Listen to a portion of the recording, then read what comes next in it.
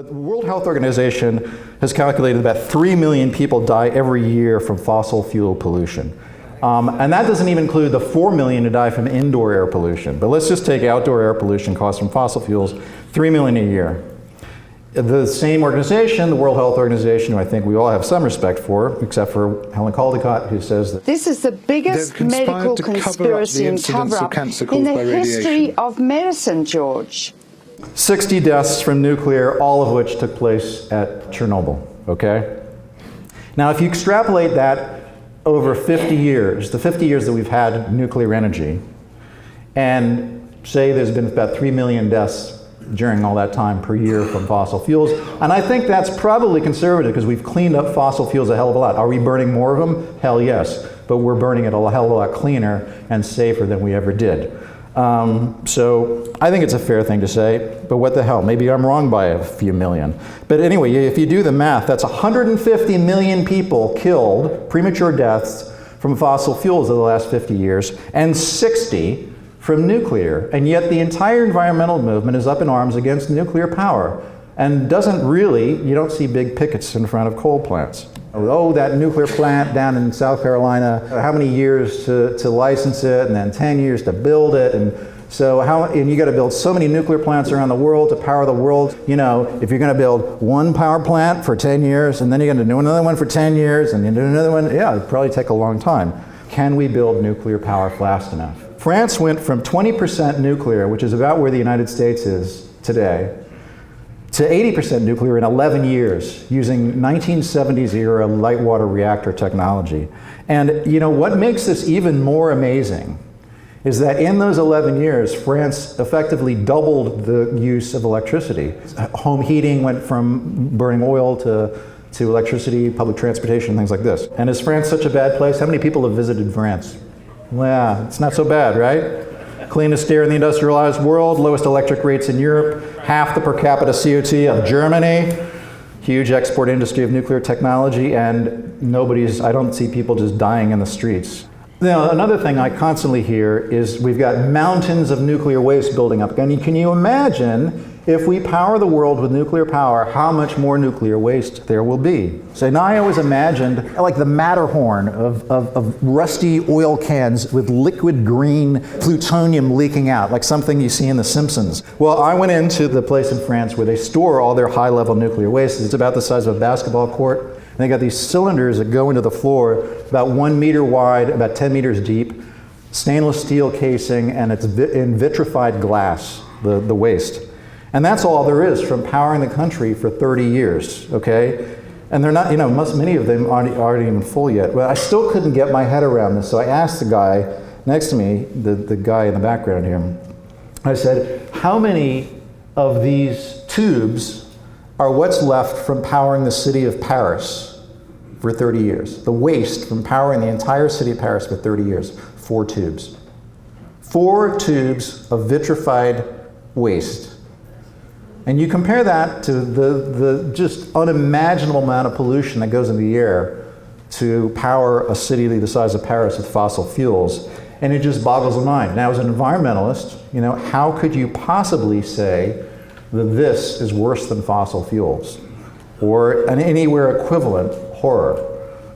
This is the amount of waste making nuclear power that the United States have produced in the last 50 years. Would fit in a football field. That's the 100,000 year stuff, the toxic legacy, the plutonium that's got to be buried in the ground forever. That's all the stuff that we're scared of.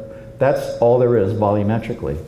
Now, all of that can be used in advanced reactors to power everything in the United States at today's level, everything, including the transportation sector, for 1,000 years. For 1,000 years without ever mining a gram of uranium again. Did you know that? And I was like, no, I never knew that. People say, I never knew that. And when you present that to somebody who's been anti-nuclear their whole life, they go, huh? And they think. That's why thorium, do you know that you could power a reactor with thorium? They go, what's that? Well, they don't know what it is, but they know it's not uranium and then it's plutonium. It's thorium, that sounds nice. I think in a 5-minute conversation, I can open somebody's mind, and talking about next generation reactors is the way to do it. Anti-nuclear groups, the thing they most attack most vociferously, if you see the attacks against my film, it's about the fourth generation stuff. It's like, this is bullshit, it doesn't exist, it's all exaggerated, it's all problems, it's like they've tried this for years, it's always been a disaster. They go after that because it's the most effective deconstruction. The future is not the light water reactor. The future are advanced reactor designs. Thorium is one of them. I don't expect there's going to be just one type that's going to win. I hope there's going to be a lot. But they're all going to follow a certain pattern in that the physics of them do not require them to have these massive, expensive, problematic, redundant safety systems around them. And they're going to be made the way we build commercial jet aircraft, just rolling them off assembly lines. Highly complex things, airplanes flying through stormy weather, yet airplane travel has never been safer. It's safe, it's reliable, although my flight here was 4 hours late. I'm alive, and I didn't, it's a hell of a lot safer flying in an airplane than it is driving to the airport. So if we can make these incredibly complex machines and churn them out on assembly lines, surely we could make mass-produced nuclear reactors and churn them out on assembly lines, and we could, we could, within 10, 20 years, completely replace fossil fuels. In 2010, some of you may remember, President Obama in his State of the Union address said, "We need more production, more efficiency, more incentives. And that means building a new generation of safe, clean nuclear power plants in this country."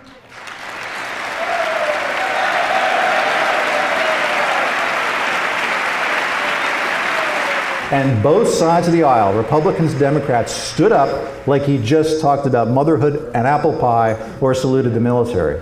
I mean, it was incredible. They don't agree on anything, but they agreed that new, safe, clean nuclear power plants was the way to go. Now, this is 1 year before Fukushima, granted, but it shows you the political class in Washington knows this is the way to go.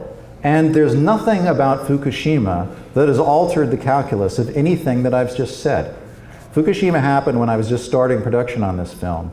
And I had done most of the interviews, actually, and it really didn't change a thing. The rationale for why we need nuclear is the same. And as Fukushima has played out, and we've seen that nobody has been killed, nobody's even gotten sick, and the exclusion zone is shrinking, and all of the dire predictions of anti-nuclear activists have not come true. Now they just make things up out of the blue. That argument, I think, is even stronger. Now, whenever I've gone to show this film, I ask audiences, having seen this film, and hear what I have to say, if President Obama today stood up, addressed the country, and said what he said in 2010, how many of you would support him? And the response is overwhelmingly yes. Overwhelmingly, just 99% of the hands go up. Among people who walked in saying, I'm anti-nuclear. Now, why is that? Because they like President Obama. They know that there's values alignment. They know that he cares about climate change. They voted for him. They agree with him. They know that he's trying to do something on climate change. And I wish he knew that he would get overwhelming support. And he's afraid that he wouldn't. He's afraid he would split the Democratic Party or say something controversial, and it just isn't true. We all saw how the whole issue of gay marriage flipped within a few years, completely has changed. This shows you really radical changes of thinking on contentious issues can happen very rapidly. And I think we're at that point with nuclear, or nearing that point. We just need to keep up the pressure. As been mentioned, I've started this group, Energy for Humanity, that's working with a number of other groups. And we're going to try to have a big presence in Paris in December at the climate talks, outside the climate talks, because nuclear cannot be mentioned within the walls of that. But we will be there making our case. And I hope as many of you can be there with us and standing shoulder to shoulder, because this is our movement. So I just want to leave you I'll leave you with one last Obama quote that he said at the United Nations recently. We are the first generation to feel the impact of climate change and the last generation that can do something to stop it. And that is true. It's really incumbent upon us. It's incumbent on those of us who are alive today to solve this problem. I know everybody in this room is committed. I'm committed. And I know I'm making another film about something unrelated. I will do other things, but I will be talking about this for as long as I live, I know, because I'm absolutely passionate, committed, as you are. So thank you very much. Thank you, Robert. Thank you very much. My perception is that your generation is much more focused on solutions, and is not all about, you got to understand climate change is real. Like, okay, climate change, you accept that. It's now like, okay, what do we do about it?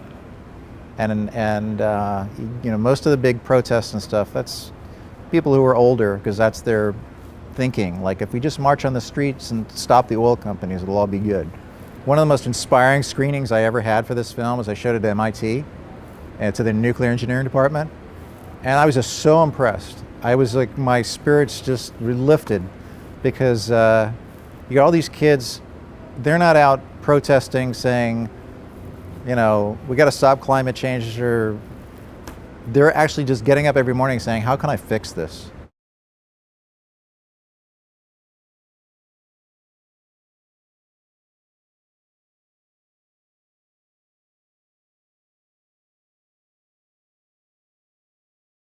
I'm a biologist. I'm executive director of the California Native Plant Society. We're celebrating our 50th year right now, 50 years of preserving the biodiversity of California. And we're a little bit different. We're not an environmental organization. To me, environmentalist means like air breather. Everyone's environmentalist. We're a biological conservation organization. We want to save the evolutionary legacy of planet Earth, starting with California. This is in the category of, and now for something completely different. My intent here is to partly give you some pretty pictures so you get that little endorphin thing from seeing a little bit of nature after a day of being indoors. And then also to give you guys a little bit of insight on why your work is so important and some considerations as you move forward of how to make sure that it really achieves the goals, some of the big goals that are driving everybody. So just to step back, this is Earth a while ago, 175 million years ago. As you well know, this is a system powered by a hybrid reactor design. We've got a nice big reactor up in the sky doing some fusion, and unfortunately we've got a bunch of good isotopes beneath us keeping it all really molten. And that's very important for us and everything else alive on this planet. Not just so that we have a magnetosphere that keeps the ionizing radiation off us, but also because we've got plate tectonics. So this is Earth 175 million years ago. One continent. About one continent's worth of biodiversity. We've got a good fossil record. It's not bad. There's probably a lot of planets in the galaxy that have that level of diversity. Fortunately, we've got plate tectonics moving things around, pulling things apart. So this is the configuration that we've got today. And the different colors show you Wallace's zoogeographic realms. Those are each essentially different stories of life, different histories. As separation happened and life continued to evolve, those stories developed separately on different continents. So we have ostriches grazing in Africa, and we've got bighorns in California. We've got a lot of continents worth of diversity. We're very lucky. And fortunately, we're managing to save a lot of it. Focusing on California, we're especially lucky here. We are one of Earth's great biodiversity hotspots. 5 of those hotspots are Mediterranean climate zones, all on the western sides of continents. And that gives us a Mediterranean climate, summer dry, winter wet. And that can lead to a lot of diversification, a lot of radiation, and also because of a bunch of biogeography, as you get episodes of climate change, as it gets warmer or colder, you get whole biotas moving north, and then as they retreat, they leave bits of themselves behind, and as the southern biota moves south. And so California just had this pumping of diversity, with the northern flora moving down as things cool, and a southern biota moving north. And each time this wave of diversity moves over California, it leaves some of itself behind in nooks and crannies, north-facing wet seeps, that kind of stuff. Fortunately, because of plate tectonics, we've also got great topographic diversity. As the North American plate has been slammed into by the Pacific plate, mountains have been uplifted, and has created a lot of topography. And that also has helped us to have a bunch of evolutionary radiations. The north side of the hill is different from the south side of the hill. And in California, everywhere you go is going to have a hill. This is really another part of the great engine of diversification that has made California a great biodiversity hotspot. We've got geologic diversity. As things get pushed up and erode, you get different mineral types emerging, eroded, and you get different soil types. And this plant, 2 seeds fall from a mother plant, one falls on serpentine soil and one on calcareous, and selection happens. And fast forward a few million years and you've got different species. And so this is part of the engine that's been driving diversification. As a result, we've got tremendous rarity. California has, as I keep saying, we are a biodiversity hotspot. We've got more than 7,000 species of plants, which is a lot. I mean, that is a lot. A third of them are rare. So we have tremendous rarity. That doesn't mean they're going extinct. It just means that they happen to be on that one patch of a north-facing mountain that had that weird soil, and it's always been there, and hopefully it always will be. So this is what my organization is trying to protect, and I think is an example of what you guys are hoping to protect with the work that you're doing. When you look beyond California, this is the same story everywhere. As things change, as plates move around and as climate changes, we have great diversification, and we have inherited a biota that really is spectacular. And in the centuries to come, we will depend on for the raw material to build what we need. And just to run through the pretty picture part, in California, we've got ancient lineages like this giant sequoia. This is something that was widespread across North America for a very long time, until long episodes of climate occurred. It was lost from most of North America, except for some nice cool hills in Sequoia, Kings Canyon National Park, that kind of stuff. Ancient lineages persist in California because we have nooks and crannies that they can survive in, long past the time when their brethren have been lost from everything else. We also have new diversification. This is a patch of white baby blue eyes. Baby blue eyes is a blue flower. When I give this talk to botanists, they go, oh. So baby blue eyes is a flower that emerged in California fairly recently, in the last million years or so. The white form of baby blue eyes is a new species that's emerged much more recently than that. And within this, we already have emergence of new forms. So a lot of us look at these as basically hyper-complex crystals of atoms linked together into molecules, self-replicating with some variation, and that variation being subject to selection. It's basically the same as clay crystals, but obviously these living crystals can do a lot more, and they continue to evolve and to change and to show us, to reveal the underlying mathematics of the universe. It's kind of cool. So this is what you get in California. You get very old lineages mixed with emerging lineages. And you get this all over the world. They provide habitat for the things that most people care about, animals. We love them just because they're bigger than our head. We love them just because we love them. Look at that. When you look at this, you feel good. So this is what we have to lose. This is what we need to save. And this is what we need to save it from. So this is population density. In California, again, it's my focus. Fortunately, it's one of the most important places of the Earth, so I don't feel like I'm wasting my time working on California. But population density is our current big problem, and it will abate over time, maybe in a century, maybe in 5 centuries, but there won't be as many humans here at some point in the future. We just need to hang on till then. The big threats to biodiversity, number 1 threat is habitat loss. This is a picture of Mount Tam, north of the Golden Gate Bridge in San Francisco, painted in 1934, 3 years before the Golden Gate Bridge was built, when you had to take a little boat across to get there. This is Mount Tam 3 years ago. So this is habitat loss, and this is the main threat to biological diversity in California, North America, planet Earth, you name it. Second big threat I skipped over is biological invasions, especially diseases. Third largest threat has been and continues to be pollution. And this is acid rain forming pollution that you recognize, but a lot of us today are talking about other forms of pollution, excess CO2 emissions into the atmosphere, a form of pollution that has all kinds of big effects. And so climate change, driven by emission of CO2 and other greenhouse gases, interacts with all the other big threats. And so basically I want to distill it down to habitat loss due to people building too much stuff in unsustainable ways, and pollution, in particular CO2. Those are the 2 problems that we're going to talk about for the rest. So here's the big solution to climate change, of course. I just love this. But the numbers don't totally work out. There's other solutions. You could create, 3.3 billion humans who are actually, anyway. Okay. So what we're doing to protect biodiversity, this is a little bit just to talk to you about kind of how it's not hopeless. We are accomplishing some things. And then I'm going to end with an appeal to you guys for some stuff to keep in mind as you're creating the future.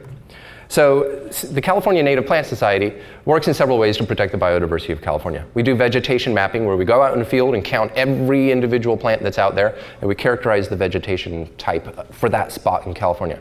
We've done that for a third of the state, and we're assembling a map of what grows where. And vegetation assemblages are very unique biologically and also strategically. They tell you about a place and help us to identify those special places that are most in need of conservation.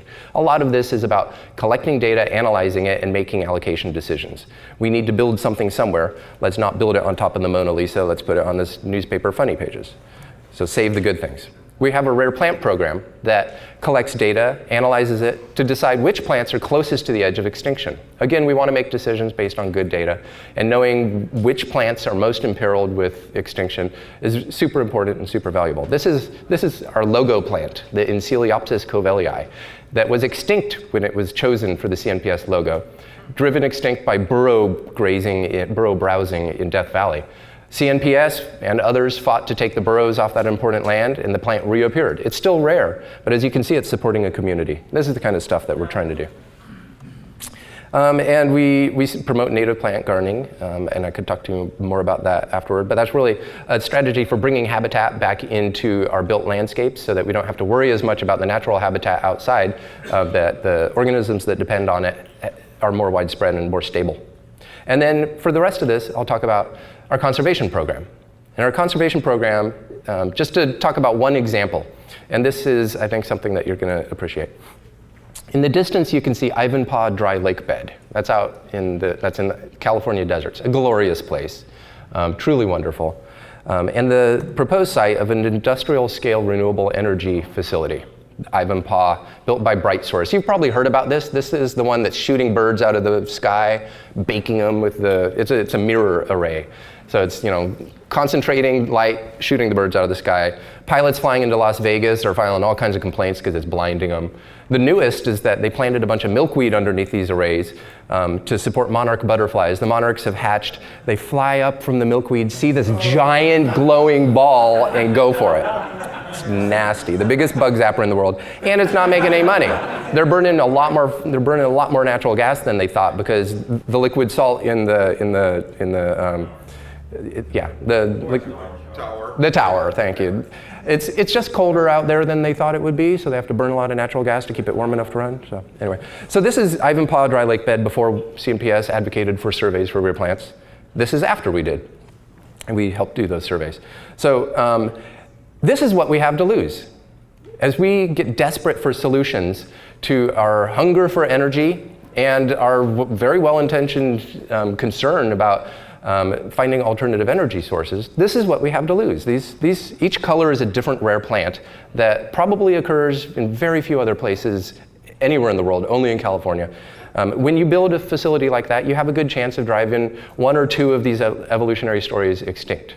And as you build more of these things across all of the California desert, there's so much going in there, it's mind-boggling. And across every flat chunk of California, except for some reason our rooftops and our parking lots, this is what you have to lose. And so I'm just thanking you guys for coming up with some alternatives, with something that doesn't have the same footprint, that really is a much more rational solution to a very real problem, to the problem of cutting CO2 emissions. So this is the desert. This is the California desert. This is the California desert on $3.1 billion of subsidies. So this is Ivanpah. Yeah. And there you go again. So that's Ivanpah. I just came from a Google shareholders meeting where this stuff came up sideways. Some climate change deniers had some shareholder resolutions about Google's investment in these alternative energy things. And I found myself agreeing with them, but for a different reason. We have lore out there of how things can go wrong. We have a lore of, the planet Vulcan, which was very much like Earth with a warring species, and they ultimately discovered rationality, but it was too late to save their biota. They roasted it. As everyone here knows, I'm sure, planet Vulcan is a difficult place to live. It's hot, dry, all that kind of stuff. We want to avoid that. We also want to avoid kind of the Blade Runner style future. If you remember those cities of Blade Runner where there's nothing left alive because we built over all of it, that's another future that we want to avoid. And so the first thing that I want to do is thank you very much for helping us to avoid that first one where we just do an A1 scenario, burn all our carbon, and Venus the place. But as you're doing that, I want to make sure that you're taking some care to avoid unintended consequences. As we are successful with thorium-based reactors, with molten salt reactors, with all this technology, there's the potential to give humans too much of a good thing. There's a potential to give us the ability to desalinate all the water we want, so we can finally build great cities up and down Baja, and every coastal desert can be full of people in their cars. We've seen previous generations of nuclear physicists have come to regret what their technology provided. Those folks building the solar panels have come to regret it to some degree. And I'm hopeful that, I don't know how you guys will apply this concern as you move forward. It's not like you have a choice how technology gets applied, but it's important that we're mindful of it and we look for ways to avoid the unintended consequences. Ultimately, humans need to use less energy. Approximately, we need to use less fossil fuels. But I encourage you to be mindful that too much of a good thing can be a problem. And that's why the title of my talk was, what do we have to lose? Why you're doing something is very important. It's not just how. My stepfather's an engineer, I get it. The how and the what is very compelling, but you need to also remember the why. And so I'm just putting that out there for you. And this is my perspective shot. This is a weird population of oaks on coastal Marin that we thought were willows on an old fossil sand dune, 150,000 years old. Thought it was willows, thought it was another kind of oak. Came out, it's a new subspecies of oak that really should not be growing on the coast. And it wasn't growing on the coast 12,000 years ago, when you could walk 40 miles out to the islands that are out there. We had a very rapid episode of sea level rise in the last 15,000 years, really between like 15 and 8,000 years ago. At least as fast as we're going to see for the next little while. These systems out there have taken some climate change. So climate change isn't necessarily our biggest problem. It's really the human impact at the same time. So these organisms have always been able to move around, to diversify, to deal with changing climate. We're throwing some really good change at them.